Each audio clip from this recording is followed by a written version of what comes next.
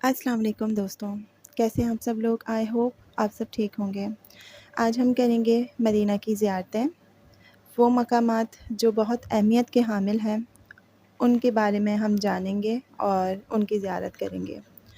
سب سے پہلے تو ویڈیوز بہت لیٹ آ رہی ہیں، اس کے لیے معذرت۔ رمضان ہے اور بس مصروفیات ہیں، اس کی وجہ سے ریگولر ویڈیوز نہیں آ پا رہی۔ سب سے پہلے جو مقام پر ہم جا رہے تھے وہ ہے احد کے پہاڑ کی طرف، جہاں پر جنگ احد ہوئی تھی۔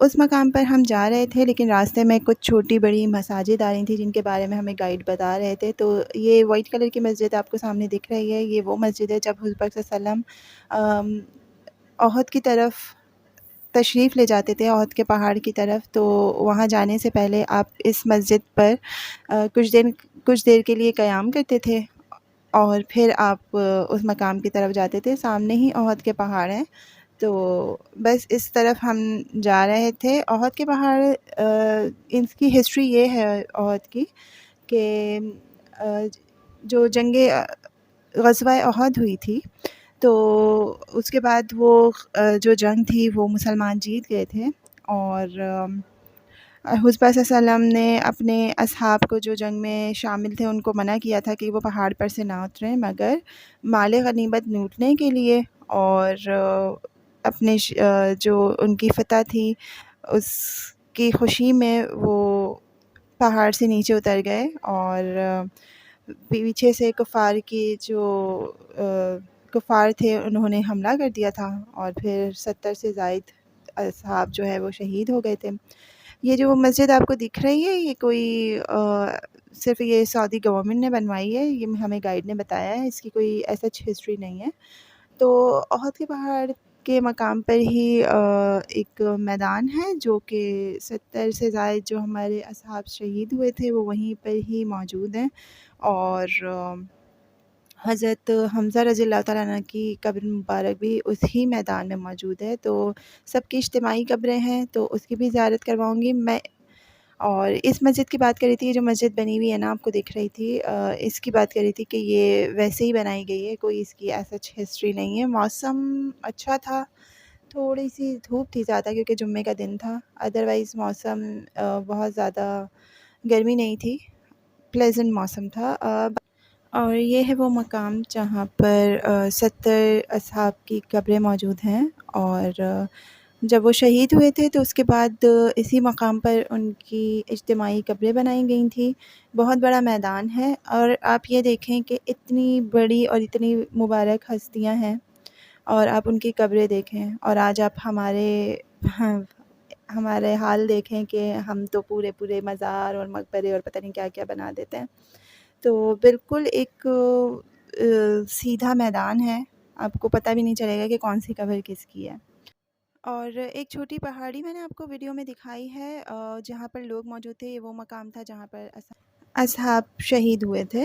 اور پھر اس کے بعد ہم گئے تھے باغ کی طرف، یہ تھا عثمان غنی رضی اللہ تعالیٰ عنہ کا باغ، لیکن انفارچونیٹلی یہ بند تھا۔ یہاں پر کام جاری ہے، کام ہو رہا ہے، ترقیاتی کچھ کام چل رہے ہیں۔ فوٹوز یہ آپ کو دکھ رہی ہوں گی، یہ لگی ہوئی تھی کہ اس باغ کو یہ کس طریقے سے کنسٹرکٹ کریں گے، تو اس کا فیوچر پلان پورا یہاں پر موجود تھا، اور پرانی پکچرز بھی تھیں کہ پہلے باغ کیسا تھا اور اب کیسا ہو جائے گا۔ اور حضرت سلمان فارسی کے باغ کی طرف بھی کہتے تھے، وہ بھی بند تھا، تو اس لیے میں نے اس کی ویڈیوز ریکارڈ نہیں کی۔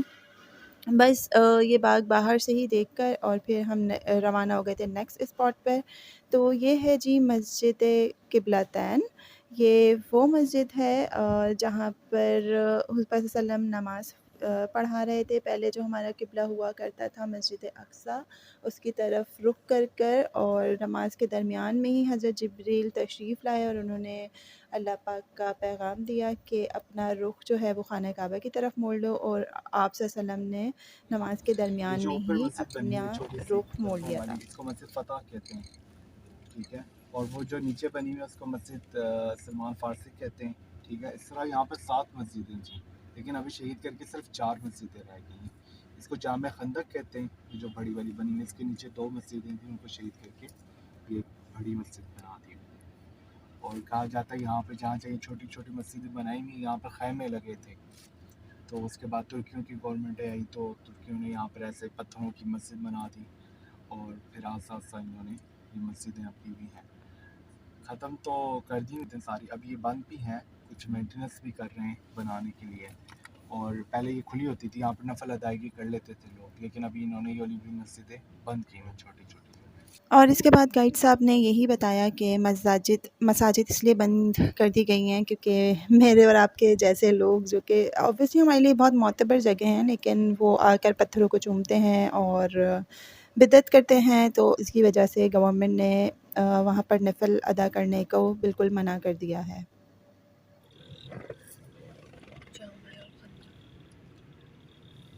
یہاں پر اسلام کی تیسری جنگ ہونی تھی لیکن ہوئی نہیں, کیونکہ حضرت سلمان فارسی رضی اللہ عنہ کا یہ آئیڈیا تھا.